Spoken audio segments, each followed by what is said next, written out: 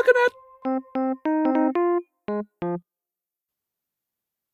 The Trek Geeks Podcast Network is proud to have Fansets as its presenting sponsor. Fansets is the place for amazing pin collectibles with over 300 officially licensed Star Trek pins and new releases every month. Stay tuned for a special discount code good on your next order at fansets.com just for Discovering Trek listeners. Fansets, our pins have character. Hello for the last time this season, Discovering Trek listeners. Sara and Kasey here, and this is Discovering Trek Enterprise. Welcome to the First Frontier. We two time-traveling devourers of delicious baked goods are back to chit-chat about another episode of what? Of Enterprise, of course. This is the first full series watch-through for Sara, and it's a rewatch for me. Today, we're yapping about Shockwave, Part 1. This episode originally showed up on the airwaves or your cable box almost 20 years ago on May 22nd, 2002. So, if in the last 2 decades you haven't watched this episode, please do. Otherwise, we'll shock ya with the details about the plot of this episode. You can put us on pause, fire up Paramount Plus, Amazon Prime, Netflix, physical disc, watch this episode, come on back here and listen to us talk about the Suliban and Daniels being back. What? See? A spoiler right there. Well, we can't go back in time, so fair warning, and that completes our first season of ridiculous spoiler warnings. So let's go back to the future. Damn, wrong franchise.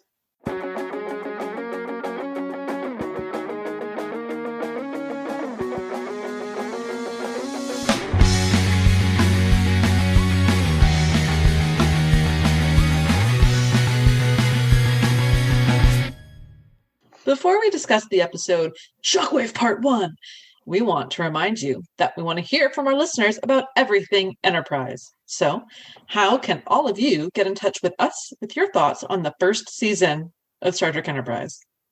Oh my goodness gracious. There is like 100 gazillion million ways for everybody to do that. It's limitless. It's countless. It's timeless.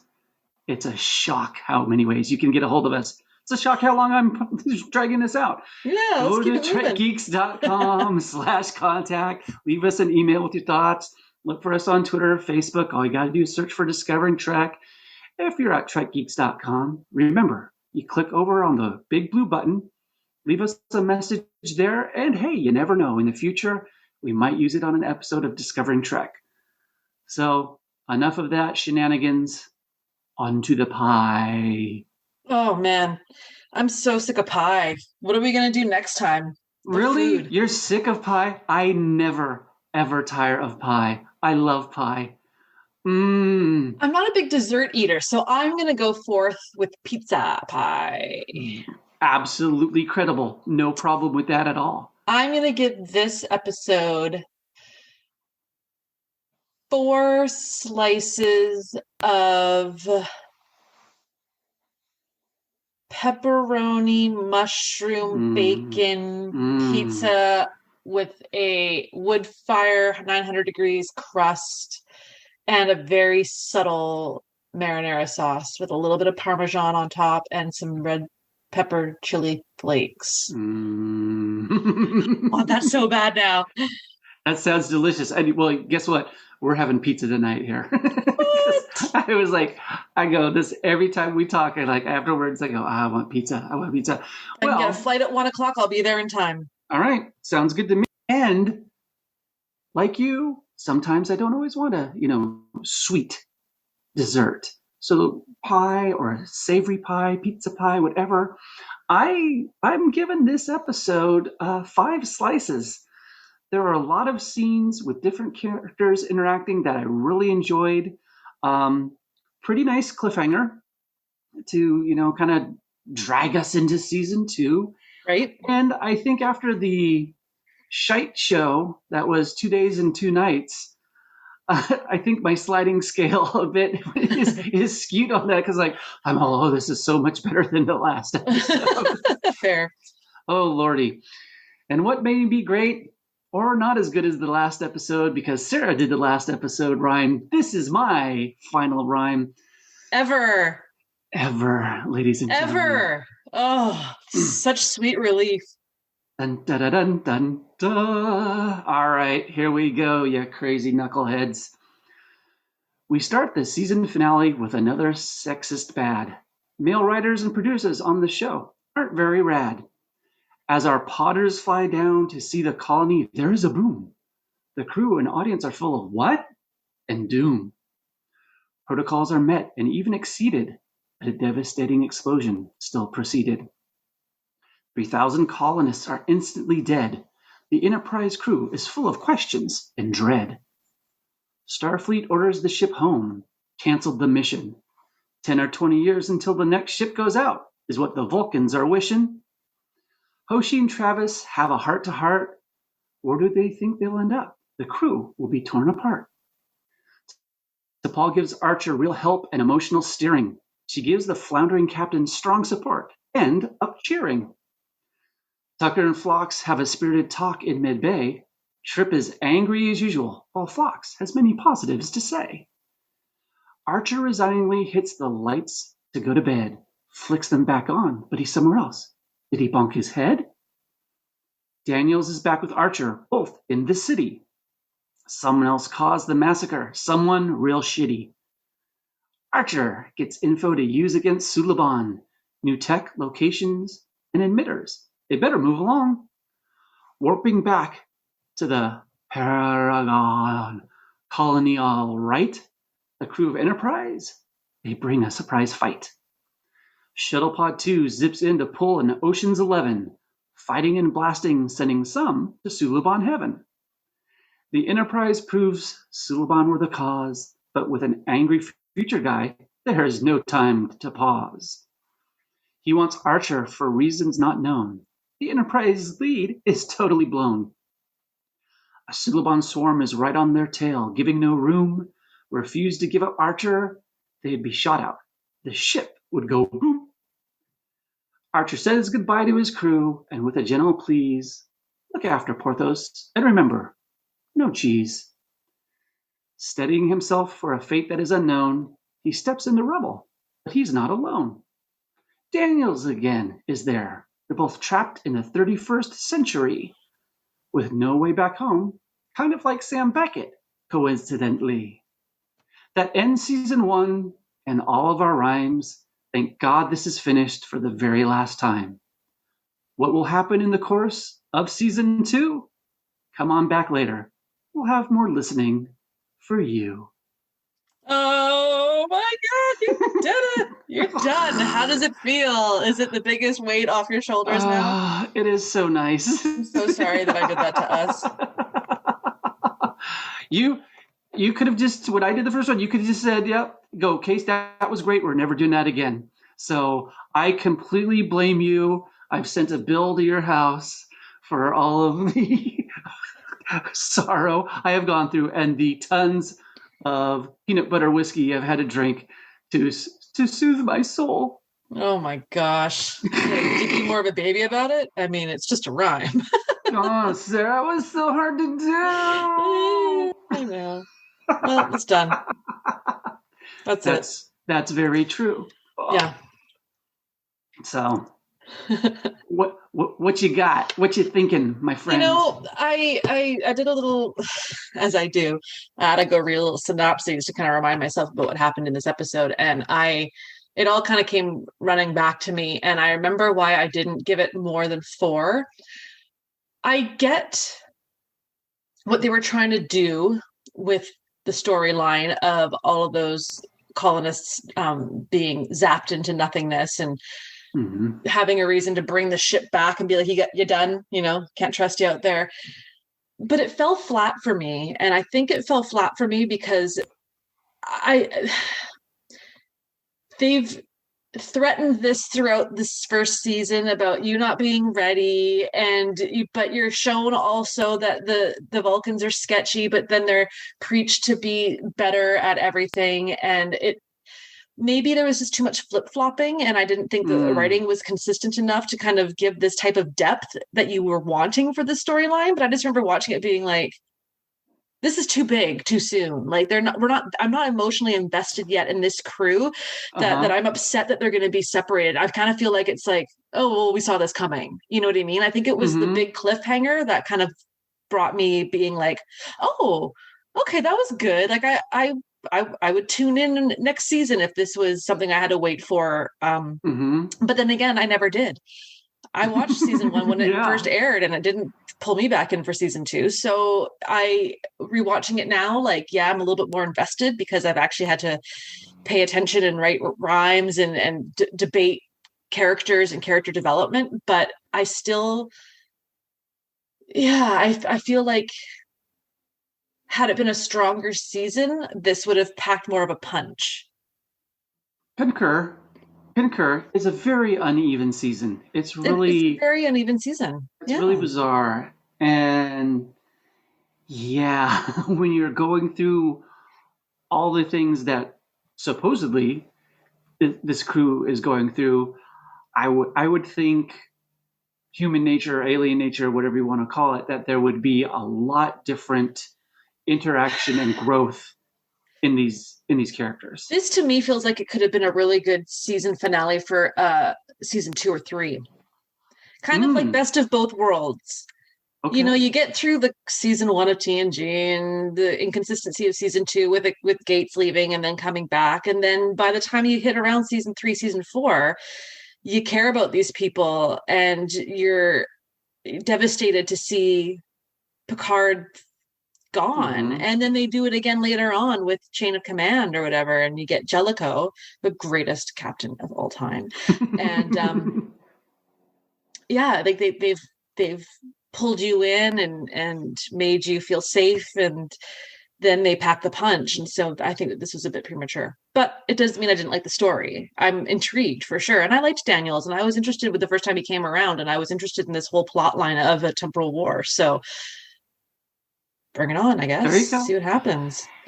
When question for you here, like Archer vocalizes to T'Pol and to the audience that he trusts and respects her, Mm-hmm. which I thought, okay, that's that's some character improvement. Yeah. Uh and T'Pol gives him the, hey, get off your ass push that he Yeah. needs. Yeah. And they both kind of recognize that with each other.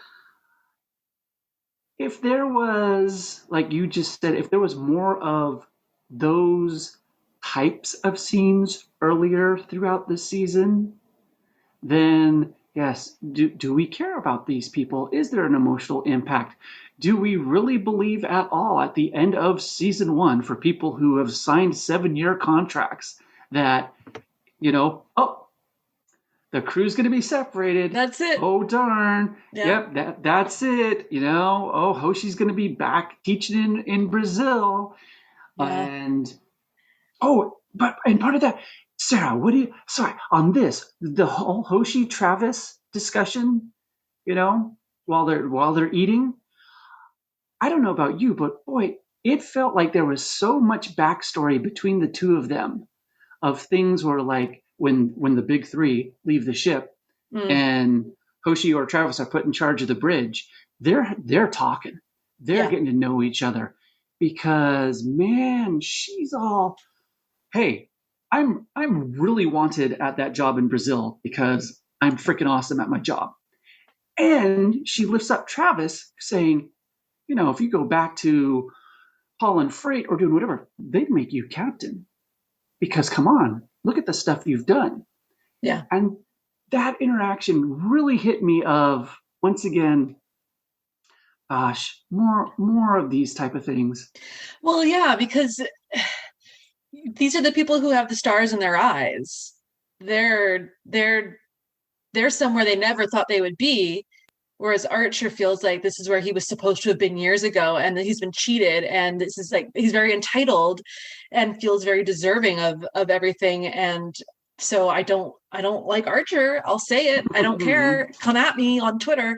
I don't like Archer, and so I don't care about this storyline where he's going to be told like you're doing a bad job. Like, yeah, he is doing a bad job and he should be taken away and they should go back. And like, I don't mean they should not have a mission. I think they should find somebody else to do it. I say put T'Pol in the captain's chair and get somebody else out there. She's proved herself. But I just, yeah, sorry, Scott Bakula, love you. Don't love the character yet. And maybe that'll change as time grows, because I thought I'd come into this being like, I don't like T'Pol. I love T'Pol. T'Pol and Trip are my favorite characters and have stood out. And I would love to see more Mayweather and more Phlox, but I didn't get much of it this year. So that's the other thing too, is like, oh, so what? They're all going to get separated? Like, I barely know these people. Yeah. I get totally pulled out of this stuff just because like of knowing things in the background and actual production. And I'm like, they signed contracts. Yeah. You're not fooling anybody. No one thinks for a second. This isn't like when you were saying, hey, Patrick Stewart maybe hasn't re-signed a contract. Maybe they actually do kill him because he's now a Borg, because he's not going to re-sign. But this is like season 1. Or now we're so spoiled with shows like Discovery, which have such incredible writing, that it's like, yeah, you could separate the crew for years. You did. You're still all filming. You're still all contractually obligated to be filming, but you're not a crew. You've got Michael Burnham years in the future, and you got these people over here, and it's like because it makes me think of The Walking Dead, where you have these ensemble of 10 people always together, and then crap hits the fan. They're separated into 4 groups of 3. You never know if they're going to see each other again. You've gotten used to the fact that characters get killed off and that they're not signing 7-year, they're signing 1 year at a time. And I love that because it keeps the person guessing. Like, I think that that's something that should be in more TV shows, just for the shock factor and the that would be fun. I mean, I think this is another weakness of episodic television instead of arcs. Yeah. Well, and this is a sign of the times. This is 2002. Yeah. This was before streaming and before so much change. After DS9. I know. Yeah. That set the bar. It set such a high bar. It did. And Voyager didn't even hit that bar. And Voyager is a fantastic show. But it still doesn't compare to Deep Space Nine. And I never thought I'd say that. I was never that big of a fan of Deep Space Nine. But that's because I was a 16-year-old girl who liked all the funny episodes of TNG. I wasn't interested in watching something that was politically driven at 16. I was like, I missed an episode. Now I don't know what's going on, right? But now as an adult, like, God, I watch these characters and I'm like, God, I can relate to them because now I'm old and bitter. So I'm like, well, I see some Odo there. I definitely see some Miles O'Brien there, but I see a lot of that Kira fight. And I definitely sometimes feel like a Dr. Bashir at times, like, and I'm always trying to be Quark. So it's like, there you go. Okay. Question for you here. Do you think in Bakula's performance in this episode, do you think it like truly expressed the pressure Archer is under to ensure future Starfleet missions? No. Yeah, I gotcha. It comes off to me whiny and like this is your first person out there. You know there's going to be bumps. You got to be ready for a lot of bumpy road type stuff and things that are not going to go your way. And as long as you don't do anything majorly awful. And it's like, I get in this story, okay, here's the catastrophe of, 3,000 colonists. Oh my God, we think we killed them. But that like emotional shutdown of just, I give up. I'm okay. You know what? It's like, this seems very different than the supposed fight that was in him earlier. So, and then with it's just not the right character traits for a captain, I don't think. And I don't know what would be. Like, I know I mentioned the character already, and everyone knows that I'm a huge fan of the character of Miles O'Brien, but I think a character like that would have been a really good kind of captain for this, that kind of like disgruntled, surly, but really wants to do a good job and can be brutally honest about, like, I am not a happy person and I'm not going to hide and pretend, but I'm also a realist. and I just Yeah. want to get the job done. And how can we get the job done? Whereas Archer, I just keep thinking of the word entitled, and who else would be the first captain out there on the Enterprise? Like, obviously, it's me. I've wanted this since I was a child. Well, you know what? Hmm. Probably a lot of other people too Wanted that wanted the too. same thing, and they wanted to be the first. And maybe some of Yeah. them would have been a little bit more open to suggestion, and maybe a little less bitter, and a little less of a chip on the shoulder, and peacocking, and just Yeah. I God, think I'm really ripping them one. But this shows us another failure, I think, of the producers and the writers. So Berman and Braga wrote this episode. white men And writing for white men. yeah, and it's just, I mean, they start off with stuff that I'm like, really? I mean, you're grown men at this age and you're writing that? And then you're Yeah. writing this character this way? And, people keep talking about, well, over 4 seasons of how characters change. And it goes, you don't have to start by being a complete dipdingle to then change to something where you're a respectable person. It doesn't have to be that. So sometimes that frying pan to the face, just so on the nose type of stuff. It's like, you guys, you had DS9 beforehand, you had Voyager before that. There are ways to do things, and sometimes I just look at this series on certain episodes, Sarah, and I think the writers and producers are burnt out. I almost feel like what would have been a really cool thing to do, which would have been so unique and such a cool way to get people excited, would have been to take a lot of this awkward first mission stuff Mm-hmm. and made a movie. They're doing a new Oh, Star Trek movie called Enterprise to get people excited for a new series that's going to be coming in a couple of years. And get all that awkward crap out of the way in a 2-hour movie, and then start a series where there's a foundation laid and they're out there doing stuff. so That would they have been could a have really cool thing to do. Or start they. the series and do a movie later that's a flashback to all those awkward Mm-hmm. things where you're like, oh my God, they came so far. They could have done a 2 hour made for TV movie, Yeah. and then 6 months later come out with the series, like you're saying, because that Yeah. would be pretty. You've built the sets, you do Yeah. it on a TV budget. Mm-hmm. Hey, if for some reason no one likes the made for TV movie, Mm-hmm. you cut your losses Mm-hmm. immediately. It's like, okay. Especially because it would have been like such a cool movie of like, this is the first time any ship from Starfleet is Mm-hmm. going out, and you have Mm-hmm. this like drama happens, and it's a typical 2-hour movie, and everything's good. And then you start season one, and it's like 3 years after that, and it's like something's happened, and you have that mystery, and you're like, okay, well, they were doing pretty good that first time, but now like Oh God, suddenly what happened? somebody's not there, and there's somebody new, and it's they did Mm-hmm. something wrong, and they're trying to write it, and you get that mystery element instantly.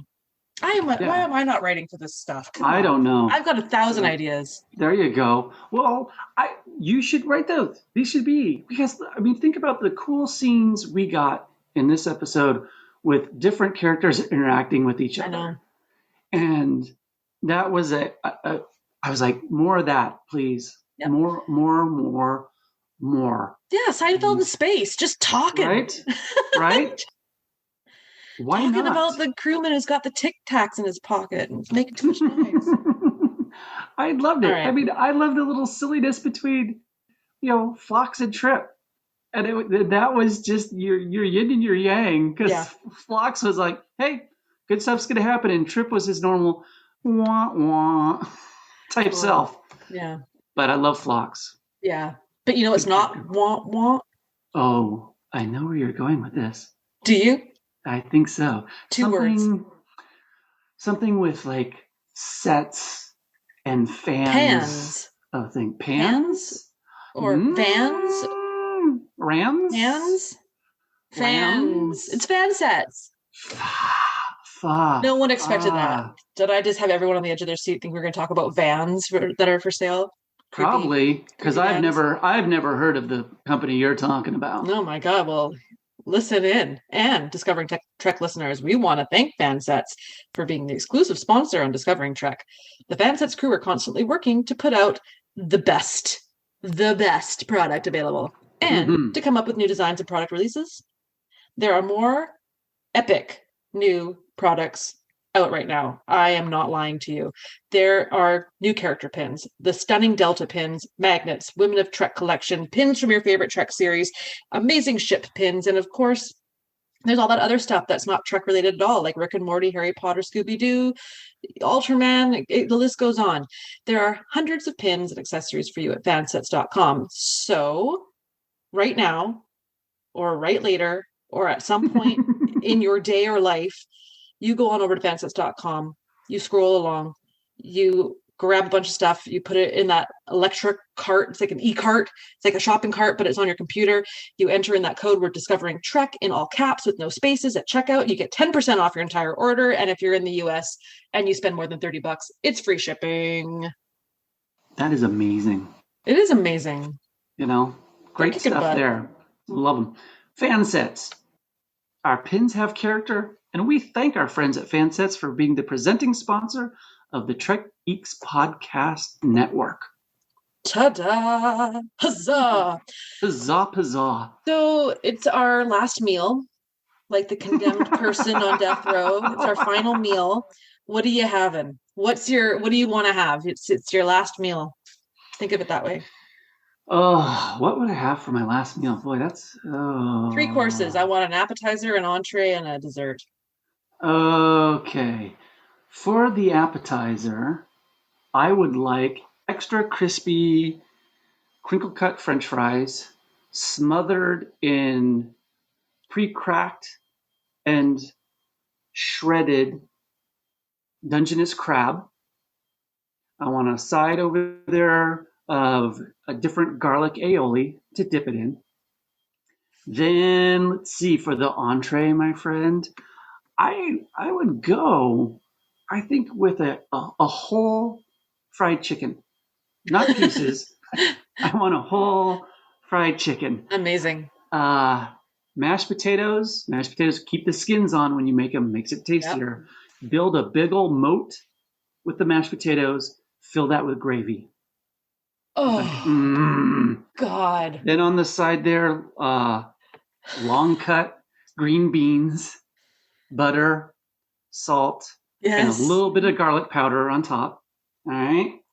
And then for dessert, I can go multiple ways here, but I keep coming back to, whoa. I could go for a 3 to 4 inch high Dutch apple pie with extra crust on top, then French vanilla bean ice cream off to the side with shavings of dark chocolate on top. Oh my God.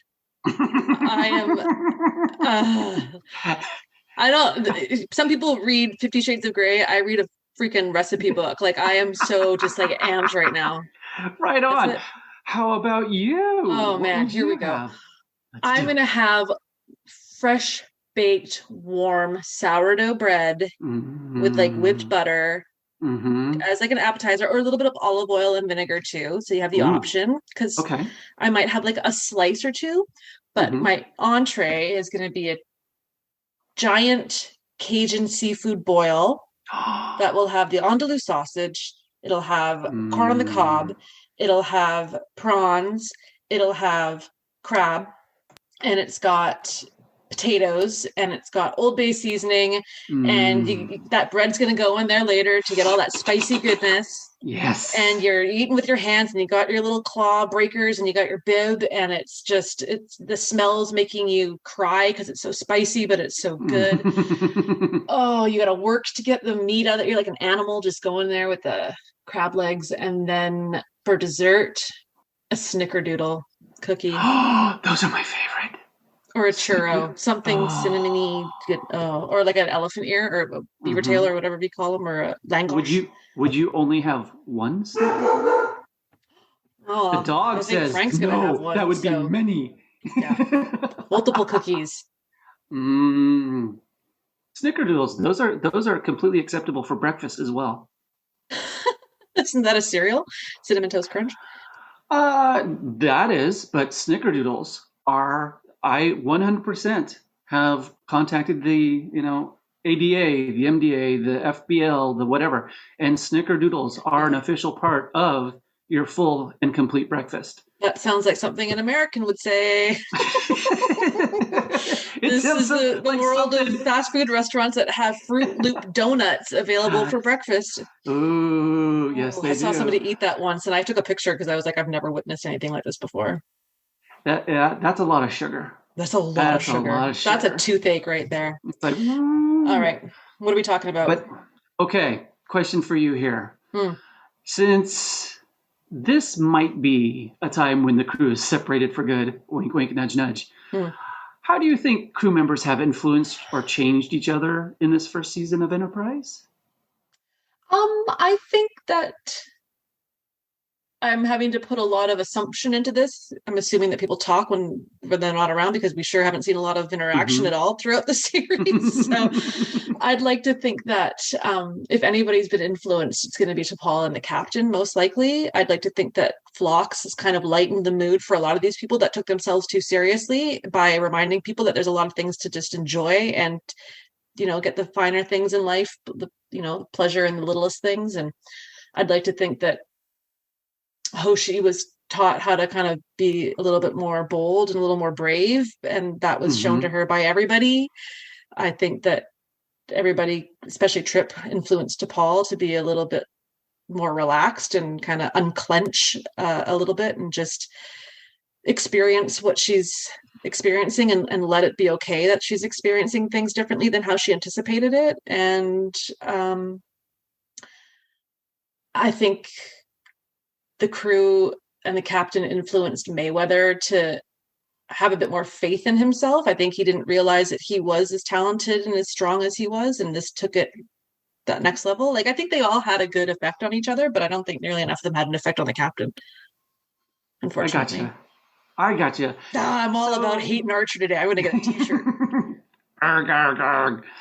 Well, okay, so there is this thing called coantogenic structural coupling, which basically means if an individual lives with a group of people that live a certain way or do certain practices, eventually that individual will pick up those living patterns as well. Mm-hmm. So I keep looking at these characters and trying to see where they're influencing each other, where they're kind of softening on their edges. Mm-hmm.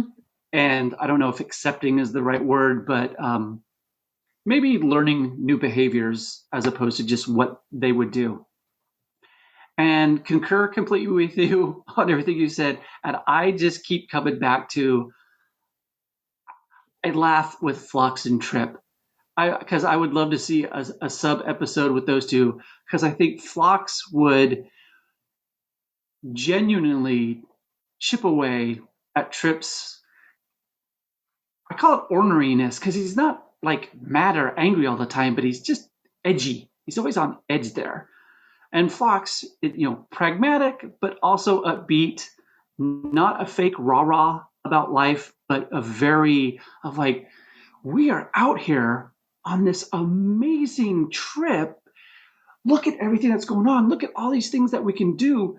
Do the local cuisine, find out about their customs, go dance in public with people that you don't know, learn all this stuff that really for me is a good backbone to this series for me to fall back on when I'm not particularly enjoying it all too much, of just like, this is true, this is going out into the unknown and learning. And it's going to be, when you learn, it's uncomfortable. Your body's perturbed because you don't know stuff. And we're not machines. It just doesn't input into us. So it will be, hey, we did this right. We did that wrong. We could have done this better. But to keep having that go on and change you in some way, I'd love to see that. Mayweather and Hoshi, there's another whole sub episode I would love to see because I think those two are two of the most brilliant individuals on that ship. And I could see them planning to go, hey, you know what? Like 2 years from now on this, I think we talk about getting our own ship, our own commission type of a thing. And I would love to see that happen. Whether it does later in the future of this series, who knows? Who knows? I'm not going to say. But I'm thankful that Archer told the audience that he trusts and respects T'Pol. I'm thankful that T'Pol was supportive to Archer. Yeah. And I hope there's more in that trajectory that is realistic and sincere and not, forced upon. Look how they changed. That's a big deal. Yeah. But and that's it. That's all that is left in the commissary. We ate it all. Literally eaten the entire lock, stock, and barrel. So everyone, hey, that does it right now for our coverage on this episode, Shockwave Part 1. Oh my and God. For the first season of Enterprise. We'll be back at some point next time to discuss Shockwave Part 2.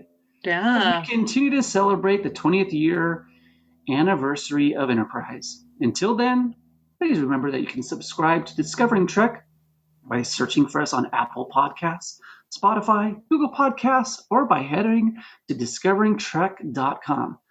And heck, you can always find us on Twitter at what? At Discovering Trek. If you are enjoying what we are doing here on Discovering Trek and the Trek Geeks podcast network in general, just, check out Patreon. Maybe you want to get involved. As a subscriber, you get access to the unedited recordings where I'm clearing my throat quite often and sniffling, and Kasey's saying people's names wrong. There's also exclusive content and great subscriber rewards like the annual supporters pin from Fansets, not Bansets, Fansets, and our exclusive Trek Geeks Podcast Network t-shirt. And now we would like to take a moment to recognize the following epically, fantastically, marvelous, amazing producers of Discovering Trek. So true. So true. Thank you again for all of your support.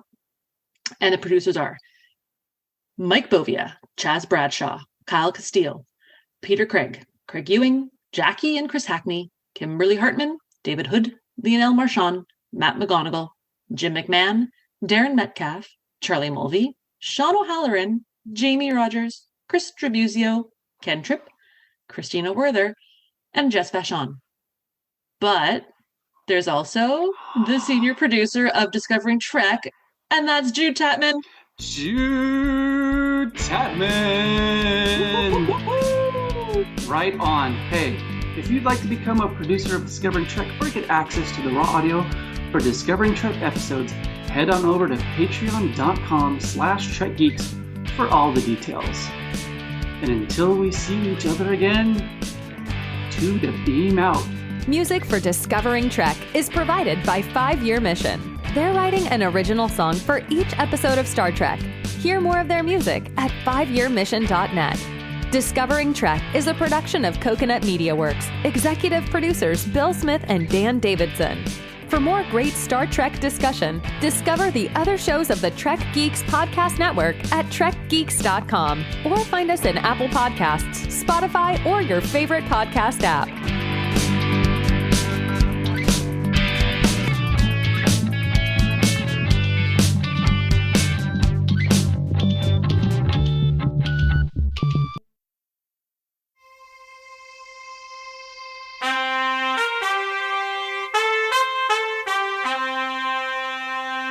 Coconut.